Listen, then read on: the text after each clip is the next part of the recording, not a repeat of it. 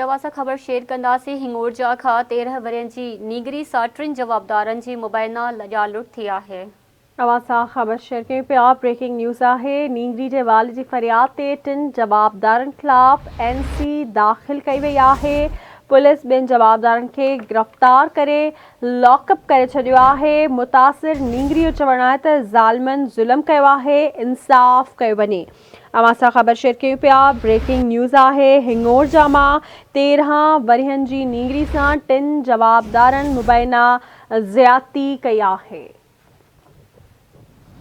अवां सां ख़बर शेयर कंदासीं। ब्रेकिंग न्यूज़ आहे। हिंगोरजा खां 13 वरियनि जी नीगरी सां 3 जवाबदारनि मुबैना लॼा लुट कई आहे। नीगरी जे वाल जी फरियाद ते 3 जवाबदारनि ख़िलाफ़ NC दाख़िल कई वई। पुलिस 2 जवाबदारनि खे गिरफ़्तार करे लॉकअप करे छॾियो। ज़ालिमनि ज़ुल्म कयो आहे, इंसाफ़ कयो वञे। मुतासिर नीगरी जे वाल जो इहो चवणु आहे।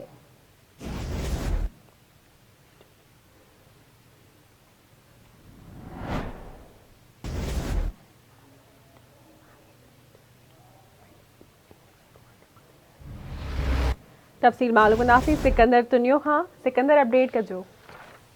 जी, हिंगोरजा मेला में 13 सालनि जी नीगरी कोमल कुमुर सां मुबीना तौर 3 जवाबदारनि पारां बग़ावत कई आहे।